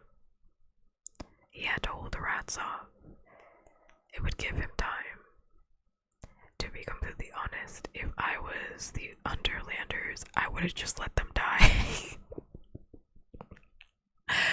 That's really mean, but I would have just let them die, because, like, what do you mean? We fed you, we bathed you, we tried to protect you, we posted guards all over the place. And then you ran, and now we gotta go into this fuck-ass battle because you wanted to run. I would have just let him get eaten, but that's why I'm not a part of the novel.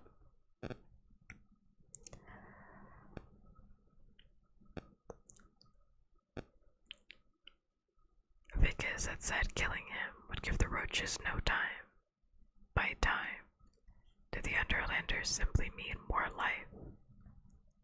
He brushed off his clothes and tried to adopt the rat's casual banter. Do I have any say in this? He asked. To his surprise, Fang whirred and Shed laughed. He speaks, said Shed. What a treat. Usually we get nothing but shrieks and whimpers. Tell us, Overlander, what makes you so brave? Oh, I'm not brave, said Gregor. Bet you can smell that. The rats laughed again. True, your sweat carries much fear, but still you have managed to address us. Well, I thought you might like to get to know your meal better, said Gregor. I like him, said Shed. I like him too, said Fanger. The humans are commonly most dreary. I'd say we keep him. was that to be? It would entail much explaining, and besides, all this laughter gives me hunger, said Fanger. And me, said Shed. But you must agree to eat such amusing prey is such a pity, a great pity, Shed, said Fanger. But without remedy, shall we? And with that, both rats bared their teeth and moved in on him. Gregor slashed at him with the torch, sending a trail of sparks through the air. He held it in front of them with both hands like a sword, fully illuminating his face. The rats pulled up short. At first, he thought they were afraid of the flame, but it was something more. They looked stunned. Mark you, Shed, his shade, said Fanger in a hushed voice. I mark it, Fanger, said Shed quietly. And he is but a boy. Think you he is? He is not if we kill him, Fanger growled and lunged for Gregor's throat. The first bat came in so silently that neither Gregor nor the preoccupied rats saw it. It caught Fanger mid-leap, knocking him off course. Fanger plowed into Shed and the rats landed in a heap. Instantly, they regained their feet and turned on their assailants. Gregor saw Henry Meredith Paradis. I would be pissed. I would not talk to Gregor at the fuck all. I'd be so bad. I'd be pissed. The whole gang had to come after you.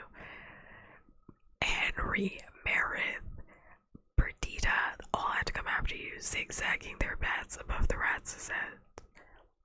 Besides avoiding one another in limited space, they had to dodge the wicked claws of the rats. Fanger and Shed could easily leap 10 feet in the air, and the sparkling ceiling of the cavern over the beach was not much higher. The humans began to dive at the rats wielding swords. Fanger and Shed fought back viciously with claws and teeth. Blood began to stain the beach, but Gregor couldn't tell whose it was. Flee! Henry shouted at Gregor as he whipped past him. Flee, Overlander. Part of him wanted to. Badly, but he couldn't. First of all, he had no idea where to go.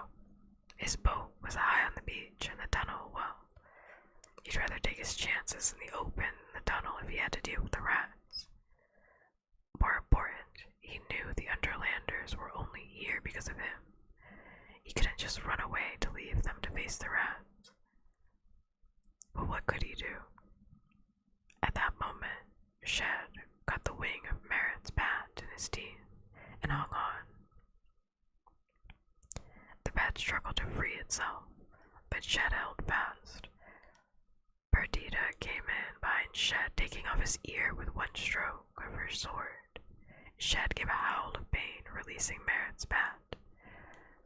But as Perdita pulled out of her dive, Fanger leapt onto her bat, ripping a chunk of fur off its throat and hurling her to the ground. Perdita hit her on the head, hit her head on the cavern wall as she landed, and was knocked out. Fanger loomed over her and aimed his teeth at her neck. Gregor didn't remember thinking of his next move. It just happened. 1 minute he was pressed against the wall, and the next he had jumped forward and thrust his torch into Fanger's face.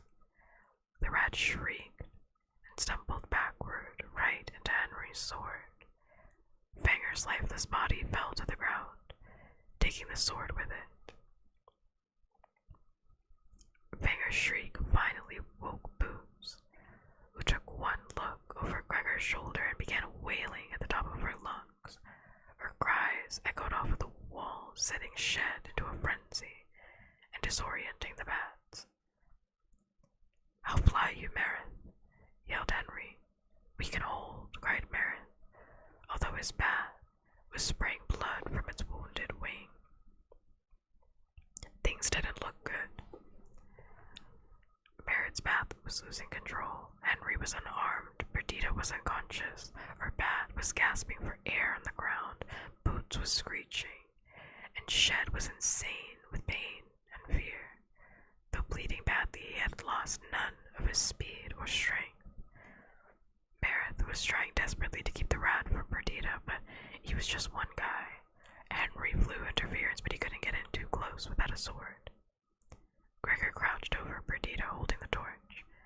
It seemed a fragile defense against the crazed Shed, but he had to do something. And then Shed leaped, catching Meredith's bat by the feet. The bat slammed into the wall, and so did Meredith. The rat turned on Gregor. "Now you die," screamed Shed. "Now you die" is just such a stereotypical thing to say before failing to kill somebody, but Boots screamed back in terror as Shed lunged at them. Gregor braced himself, but Shed never made it. Instead, the rat let out a gasp and pawed at the blade that jutted through his throat. Gregor got a glimpse of Lux's bat, Aurora, flipping upright. He had no idea when she'd arrived. Luxa must have been flying completely upside down when she stabbed Shed. Even though Luxa had flattened herself on the bat's back, Aurora barely managed to pull out of the maneuver without scraping her off the ceiling. Shed slumped back against the cavern wall, but there was no fight left in him. His eyes burned into Gregor's. "Overlander, we hunt you to the last rat." And with that, he died. Gregor had only a moment to catch his breath before Henry landed beside him. Pushing Gregor onto the beach, he lifted Perdita into his arms and took off yelling, "Scorch the land!" Blood pouring down his face from a gash on his forehead, Meredith was already wrenching the swords from Shed and Fanger. He dragged the rats into the river and quickly carried their bodies away, his bat shakily regaining the use of its wings, and hurtled onto its back. Meredith caught Boots' backpack and hoisted Gregor onto his stomach in front of him. Gregor saw Aurora hook her clawed feet into the fur at the shoulders of Perdita's injured bat. Luxa at some point retrieved the oil lamp from the boat. As they rose into the air, she smashed it onto the ground. "Drop the torch," yelled Meredith, and Gregor managed to straighten his fingers, releasing it. The last thing he saw as they darted out of the cavern was the beach bursting into flame. I'm just, chapter 9, by the way, chapter 8 is done. If I was any of those people, I would literally never talk to Gregor ever again. You got my bat killed. You got my bat almost killed. Perdita ended up unconscious because of you, because you wanted to go run, even though you didn't even know what the fuck was going on here. I would have lost my mind. I hope they thrash him. Wake up, Gregor. Wake up. He is living in La La Land. Wake up. Excuse me. Ding, ding, ding. Wake up. Wake up. I've never seen a character so out of sorts. I'm like, do you think this is a game? Did he think this was a game? A video game? Is he in Ready Player One? I'm so confused. So confused by Gregor at every step of the way. I hope he feels like shit for 3 chapters. Me talking about a 13-year-old, but like, I really, like, he needs to wake up, like, and guess what, now you're really in it. I feel like that was what exactly I was talking about, like, an hour ago, where I was like, he's probably gonna get somebody hurt or killed. I don't think anybody died, but we'll see. And that's the actual inciting incident, in my personal opinion. It's not the fact that he fell, it's the fact that he met the rats. And now the rats said, "We're gonna hunt you forever." That's the actual thing that's fucking up his life, because until that point, honestly, he could have been, if he had listened to everybody, he would have been completely have figured out some way to get him back in like a week's time. But now, because the rats are gonna be after them, he's done for. He's done. Now you're a part of this plot.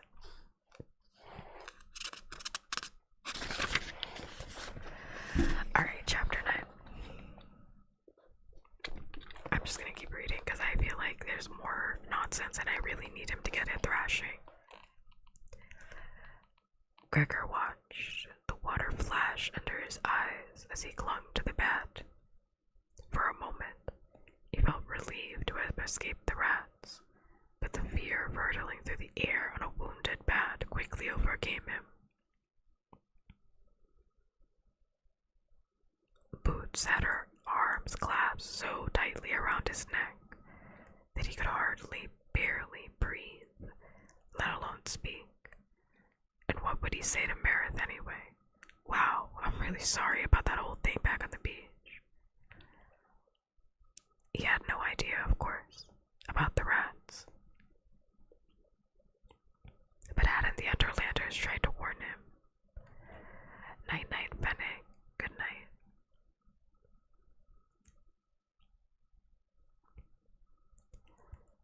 But hadn't the Underlanders tried to warn him? No, they had spoken of danger, but no one had specifically mentioned the rats except the cockroaches. Rat bad, one had said, and later they talked about how much the rats would pay to bargain with Luxa. He and Boots could have been sold to the rats. And then what?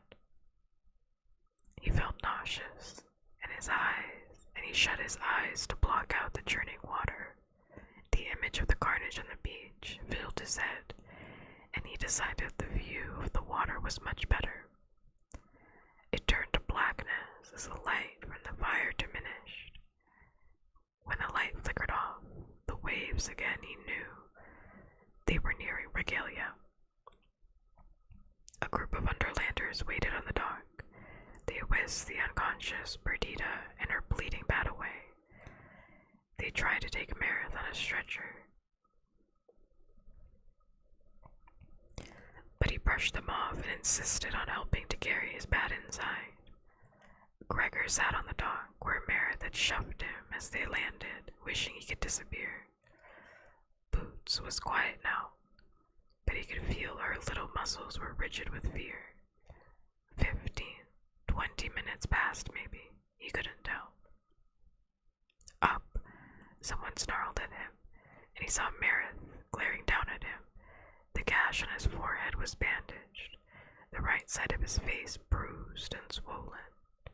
Find your feet, Overlander. Meredith barked. Had he really thought this guy was shy a few hours ago? Gregor slowly stiffened, straightened his stiff legs and stood. Meredith tied tightly his hands behind his back. No question about it this time. He was definitely a prisoner.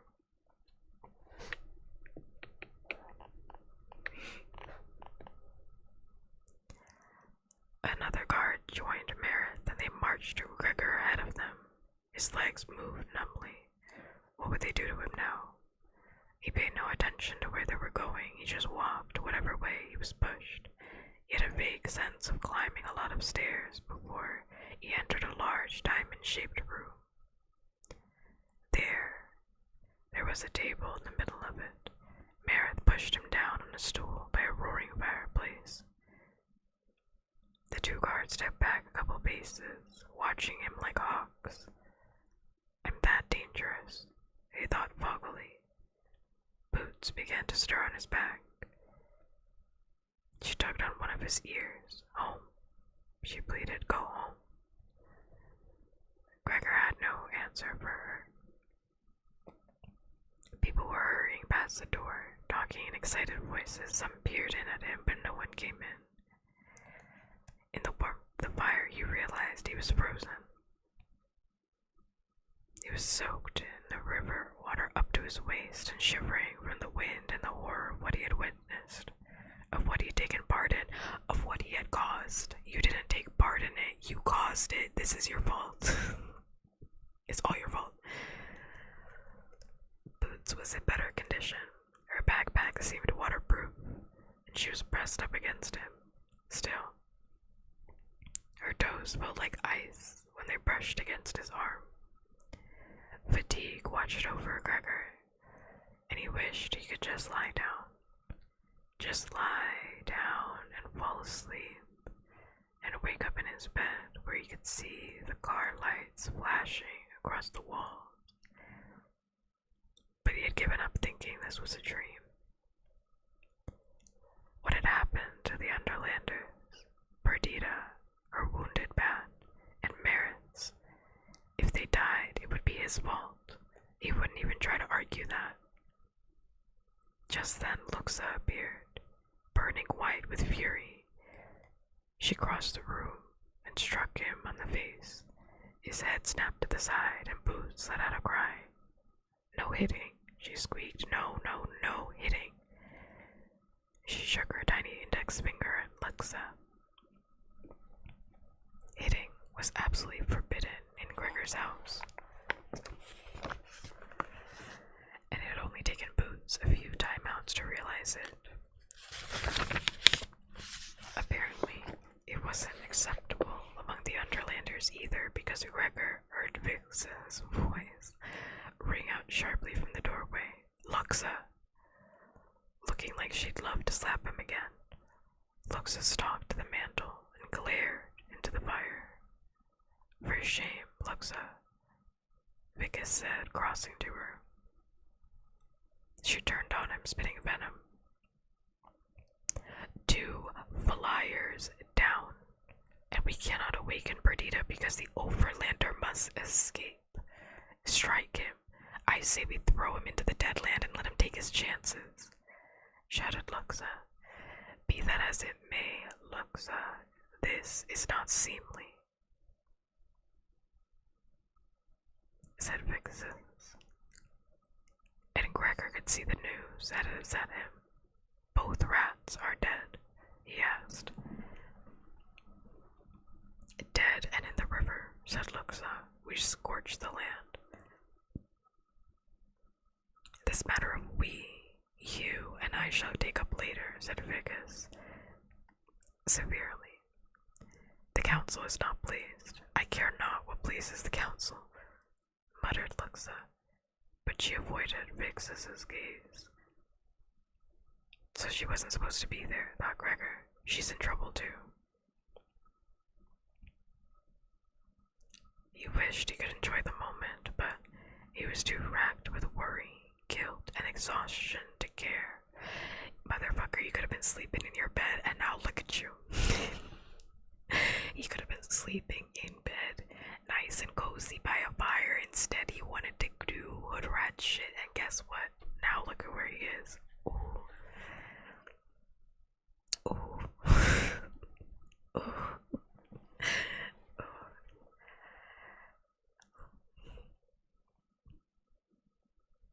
Besides, Luxa had saved his life without taking out Shed. He owed her one, he guessed, but he was still stinging from the slap, so he didn't bring it up. "No hitting," said Boots again, and Vicus turned to them. Like Luxa, Gregor was unable to meet his eyes. What did the Overlander, Luxa, fight or flee? Asked Vicus. That name is gonna trip me up every time. "Henry says he fought," Luxa admitted grudgingly, "but without skill or knowledge of the weapons." Gregor felt like saying, "Hey, all I had was a stupid torch, but why bother?" "Then he has courage," said Vicus. "Courage without caution makes for an early death, or so you tell me daily," said Luxa. "So I tell you, and do you hear?" said Vicus, raising his eyebrows. "You hear not, as he hears not. You are both very young for deafness. Unleash his hands and leave us," he said to the guards.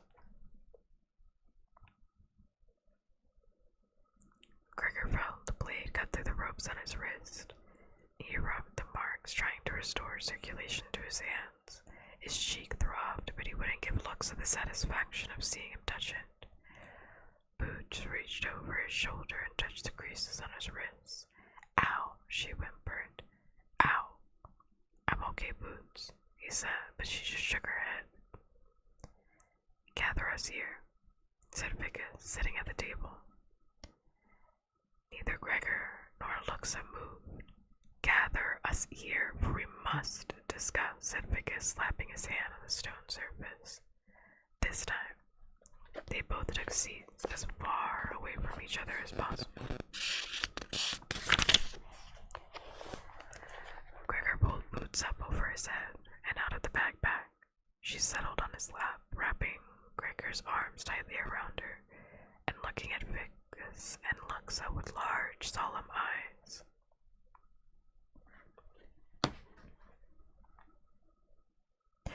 I guess after tonight, Boots won't think the whole world is her friend, thought Gregor. She had to find out sometime, but it still made him sad.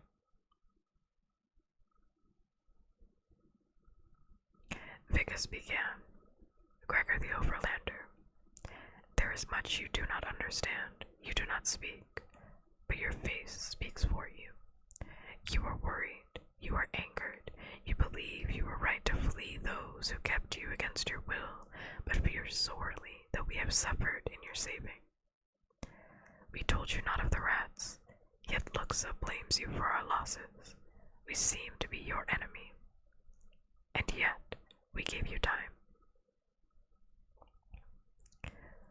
Gregor didn't answer. He thought that pretty much summed things up, except for the fact that Luxa had hit him. Vickers read his mind. Luxa should not have struck you, but your fight invited horrible death to those she loved. This is greatly felt by her, as both her parents were killed by rats.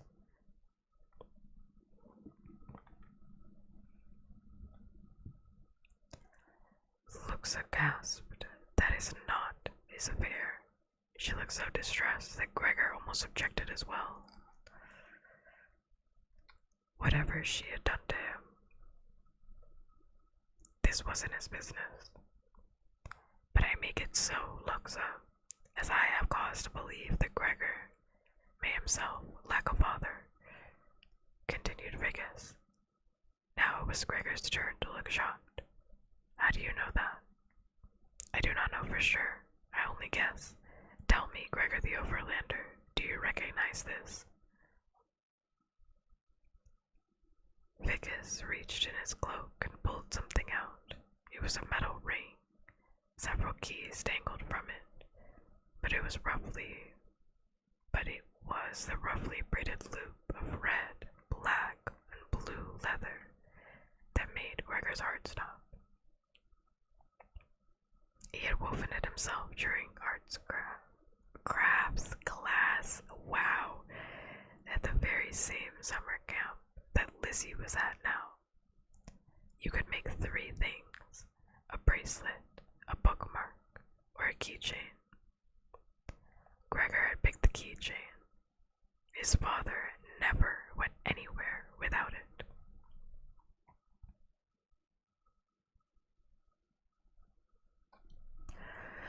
Part 2, the quest, and I'm not even gonna deal with part 2 tonight. I finished part 1. I feel like that's good, because that was chapter 6, 7, 8, and 9. 1, 2, 3, 4. And then I can do the rest of them. I'll do part 2 next time. Because, to be honest, I really, I did not want to side with Luxa, but Gregor got me looking stupid because I have to side with the op now. I have to side with the op because you're acting like an L. You're acting like an L, and he deserved that slap, and honestly, he deserved more than that. He put people in the motherfucking hospital. He deserved way more than that. He deserved way more than that. I'm sorry, I don't really care that he thought that, they were holding him hostage. He literally could have asked any one of those people. That's the thing about, this plot line, that, sure they're gonna touch base on it again because Luxa is not gonna like him moving forward. Because of this whole situation, it's gonna be like an enemies to friends situation. But like, he literally could have asked any one of those people, like, for a map. He could have asked them about the rats. He could have asked them about anything, and he chose to just like not ask anybody about anything, which is exactly why I'm confused. Because I don't know what I'm supposed to do with that information. Like, he could have asked any one of them. He could have asked any one of them for that information, and I'm sure they would have given it to him. Like, he could have asked Dulcet about the water, but he didn't ask. He asked Dulcet about where the water goes, but he didn't ask Dulcet about the rats. Like, he asked Dulcet about one thing, but not about the other thing. Like, that's what I'm talking about. Why are you pissing me off? Why are you pissing me off? Like, now I'm mad. now I'm sitting here mad as hell at the protagonist. I feel like Luxa is justified. Like, Luxa is justified in everything that she believes. She's like, I can't even pick ups for my man because, like, he brought disaster. He brought tried and true disaster to this whole situation. And I honestly believe that he should have to live with that for like 3 more chapters. I feel like that was not enough. He should have to feel like really bad for like 3 chapters. At least minimum 3 chapters. Minimum 3 chapters. Because, like, what are you talking about? Like, what are you on about? Like, genuinely, like, what are you talking about? I don't get it. Anyway, in any case, I'm gonna end stream.